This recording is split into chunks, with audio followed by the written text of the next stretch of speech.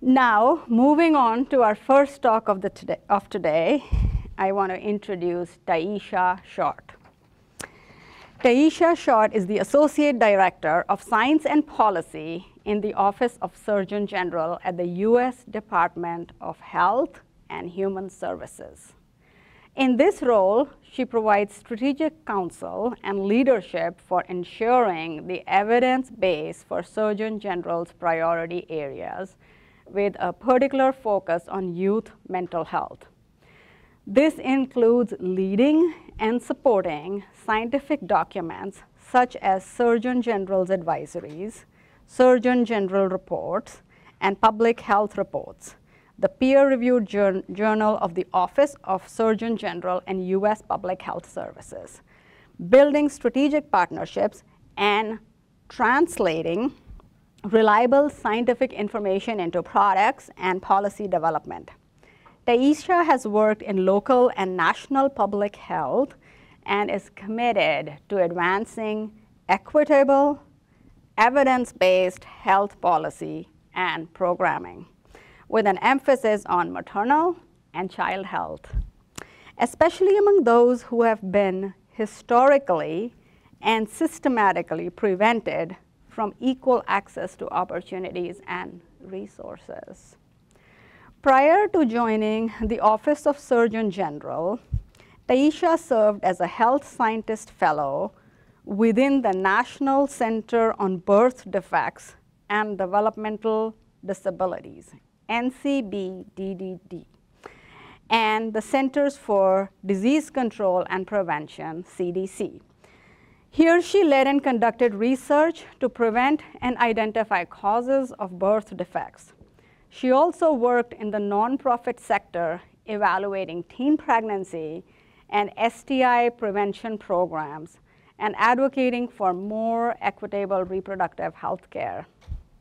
Tyiesha received her Master's of Public Health from Emory University and her Bachelor of Science in Public Health from University of South Carolina, Columbia. Tyiesha Short. In her free time, Tyiesha enjoys reading, doing it yourself home projects, hiking, exploring new places through travel, both domestically and abroad, and being a dog mom to her 2-year-old standard poodle Parker and a plant mom to over 25 plants.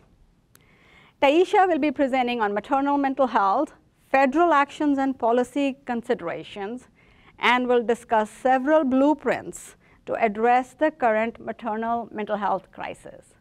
Please join me in welcoming Tyiesha Short. Hello, everyone. I am delighted to join you all on behalf of the Office of the U.S. Surgeon General. Before I dive into the session, I would like to begin by extending gratitude to the El Camino Health team for the invitation to present and their effort to create space for meaningful conversation and actionable change on maternal mental health with the 6th Annual Maternal Mental Health Symposium. Furthermore, I would like to thank all of the speakers that you will hear throughout the day for their insights from their work to support and advance maternal mental health. Most importantly, I want to appreciate the time that each of you has taken to attend this event, for all of the work you do in this space, whether you are joining as a healthcare professional, a mental health provider, a representative from a community-based organization, an advocate, an administrator, or a passionate member of the community. We are grateful for your work, for your time, and your commitment to address maternal mental health. While many of you may be deeply familiar with our work, I wanted to take a step back to ground you all in the broader context of our work in the Office of the Surgeon General. As the nation's doctor and as Vice Admiral of the U.S. Public Health Service Commission Corps, the mission of the U.S. Surgeon General is to protect, promote, and advance the health and safety of our nation.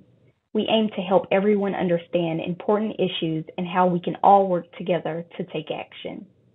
The Surgeon General achieves this mission by communicating the best available scientific information on how to improve health and reduce risk of injury and illness, reaching all Americans where they live, work, learn, and play.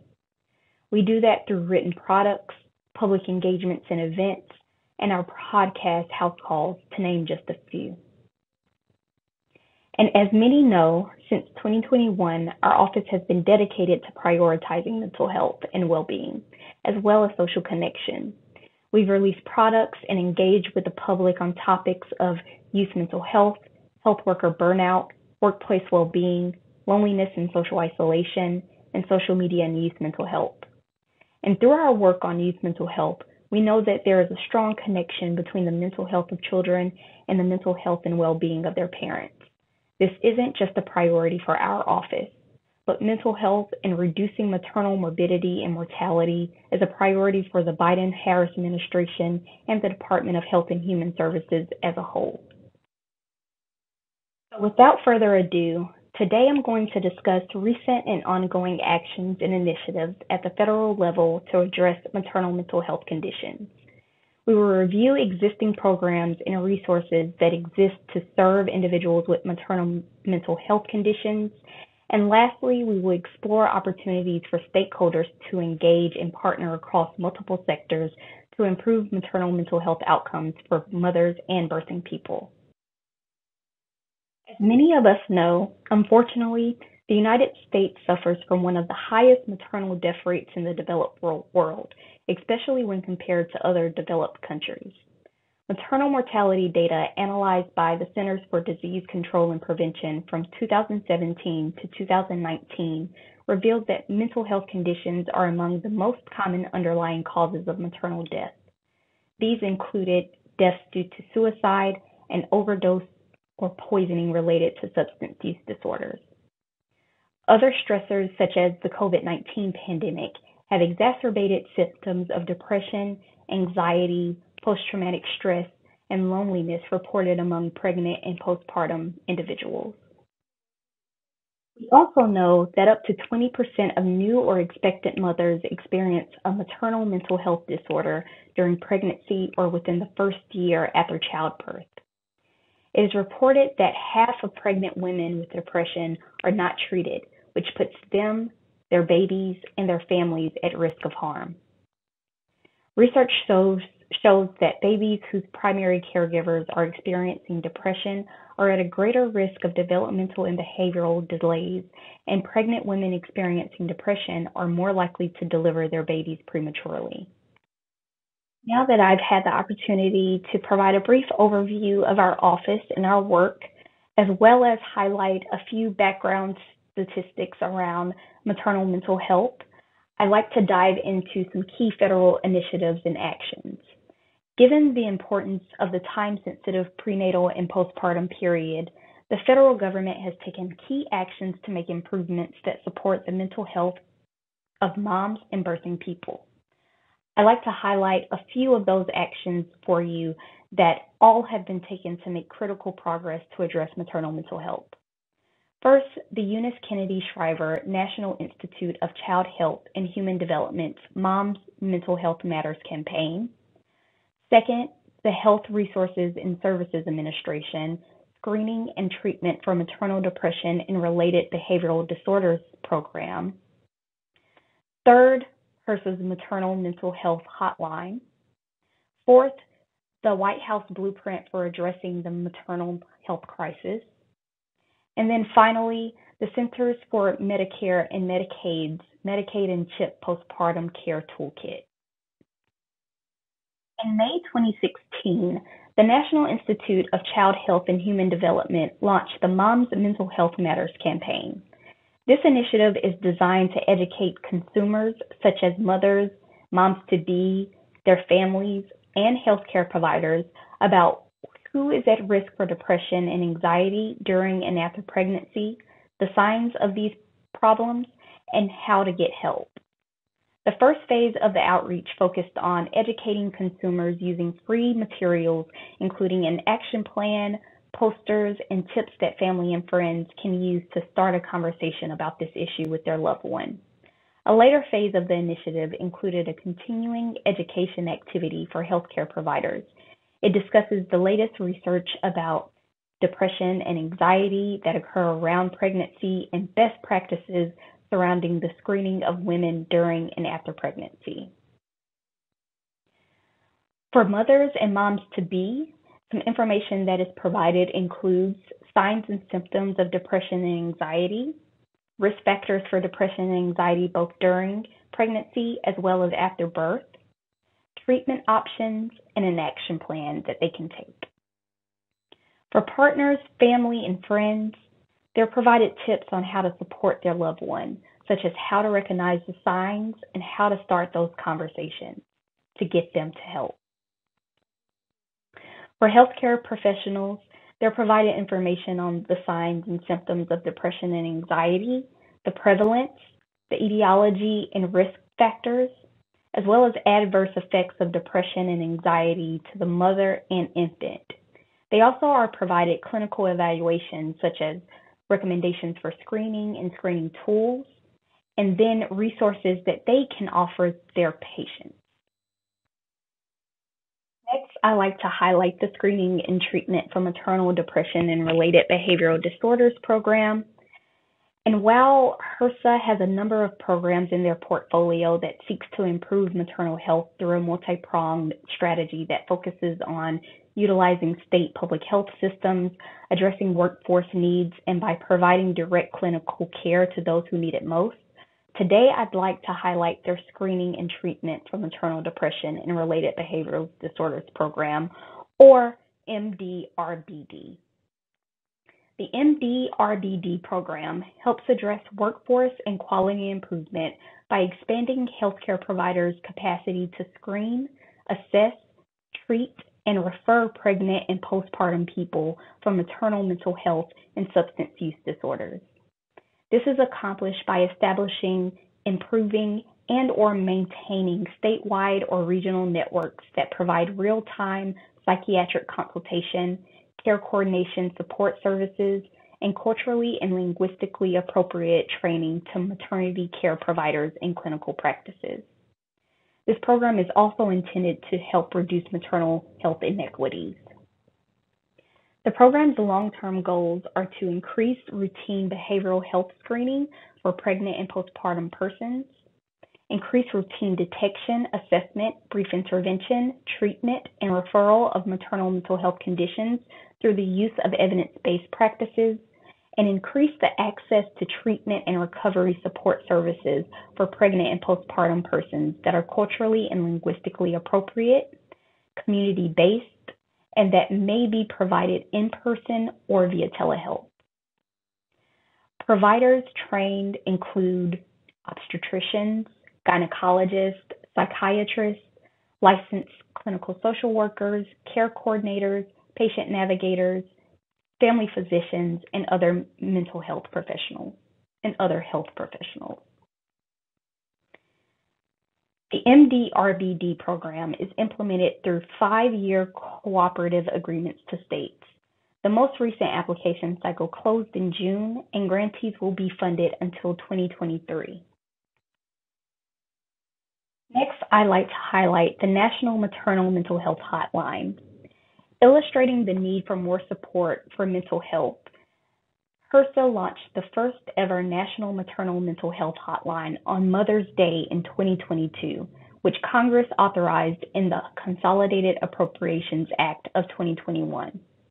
The hotline service is available 24/7, 365 days a year, and provides free, confidential emotional support, information, and referrals to any pregnant and postpartum mothers facing mental health challenges, as well as their loved ones.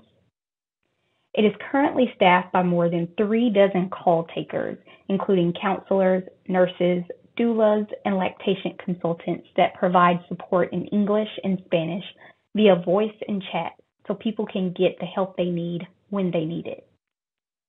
Interpreter services are also available in 60 additional languages, and a relay service for people who are deaf or hard of hearing are also provided, which really expands access for diverse populations who need this support. During the first year, the hotline received more than 12,000 calls and texts. We know that most people who called or texted the hotline had recently brought home a new baby and were calling related to their concerns about depression, anxiety, and feeling overwhelmed.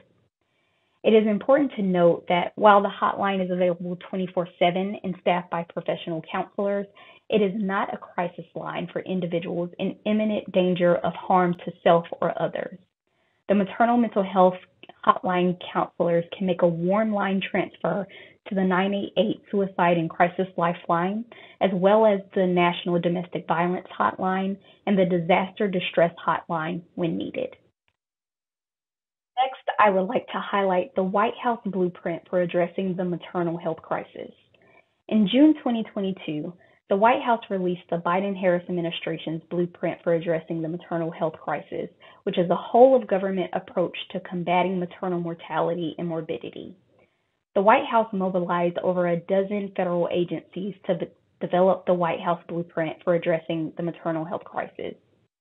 The blueprint consists of 5 main priorities with 50 actions that more than a dozen federal agencies will undertake to meet the administration's goals.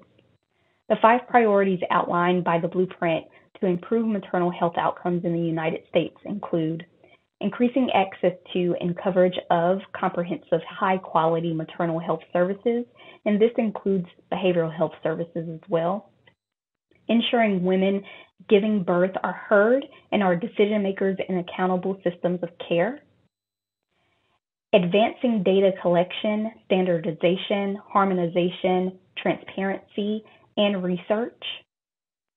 Expanding and diversifying the perinatal workforce.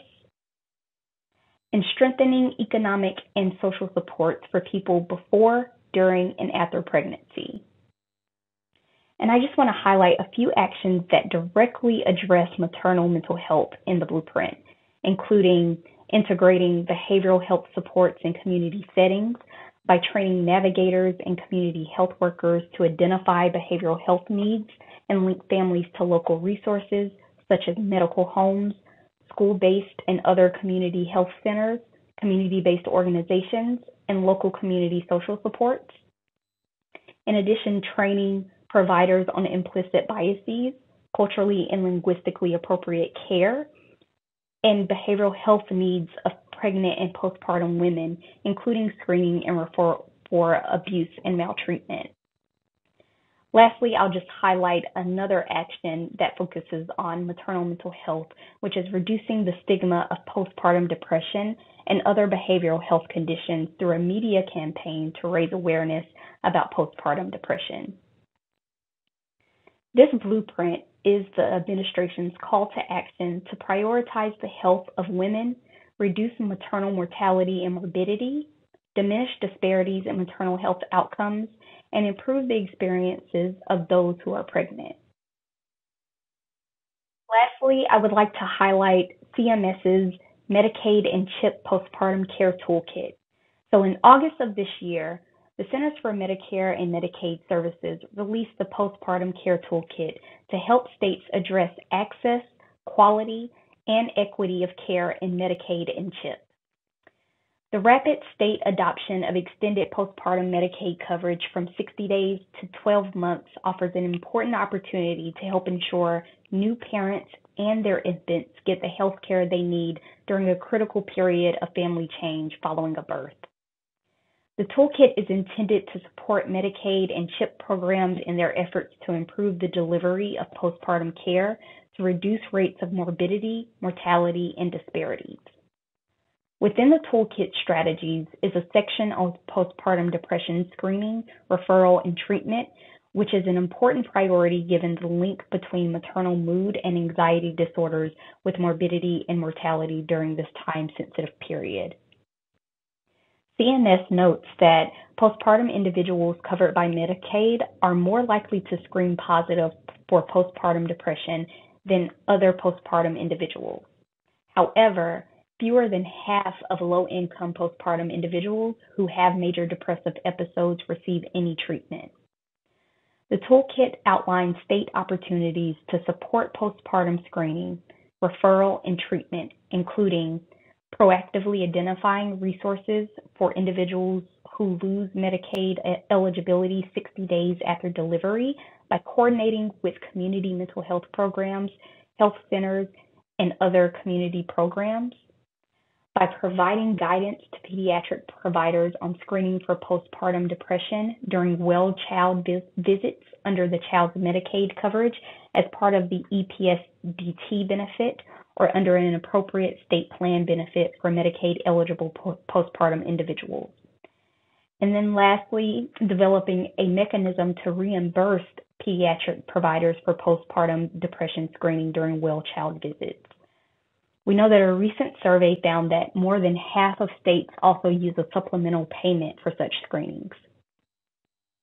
CMS has also highlighted ways that new parents can be served alongside their newborns with care designed to support the health needs of the parent-child relationship.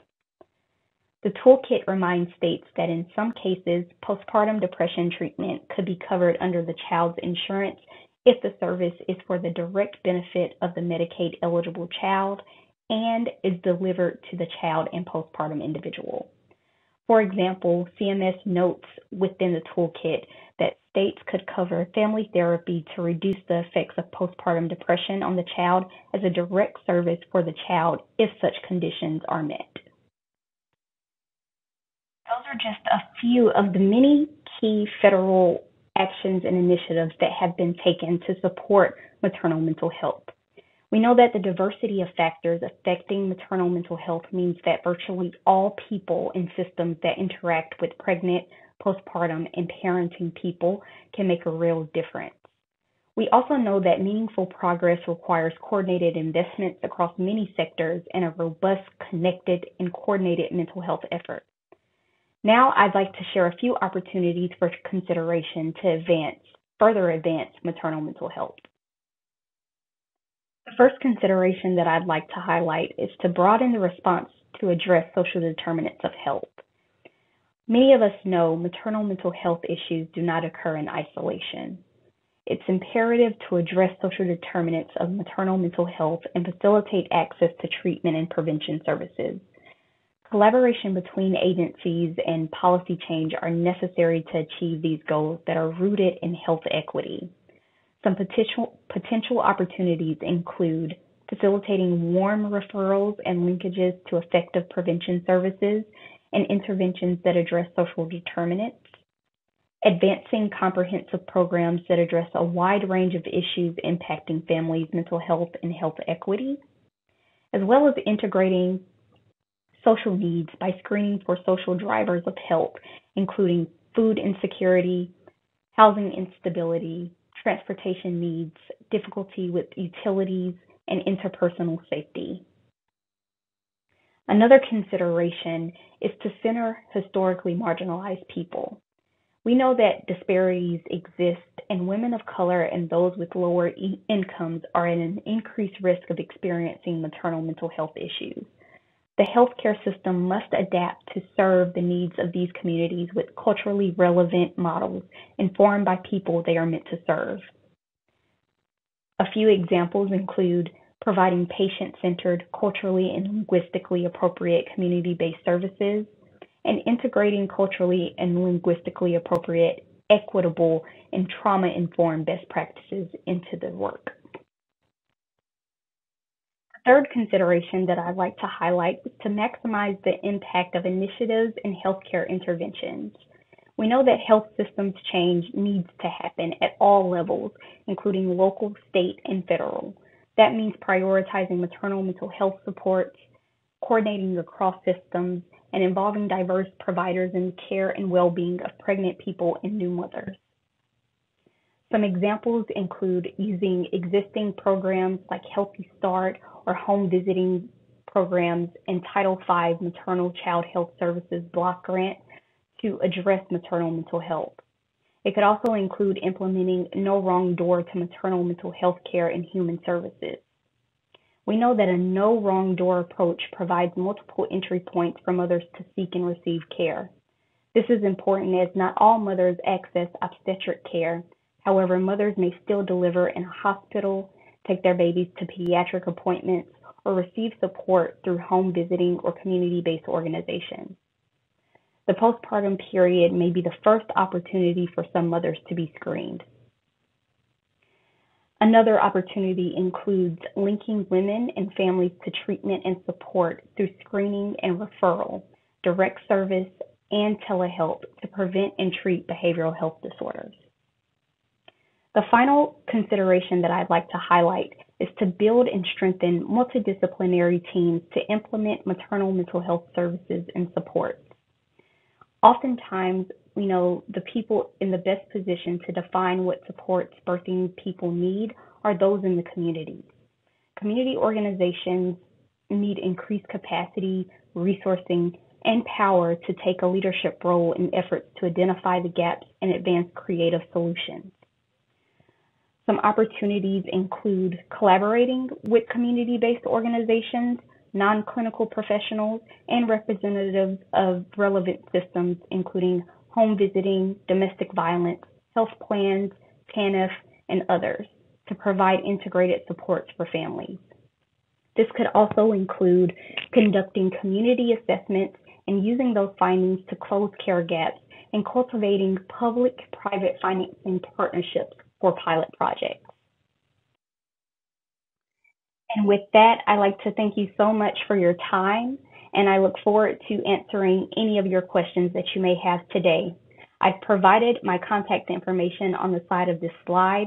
Please feel free to reach out to me if we can be of support to you, or if you would like to elevate or amplify any of the great work that's going on in your communities. Thank you again, and I look forward to your questions.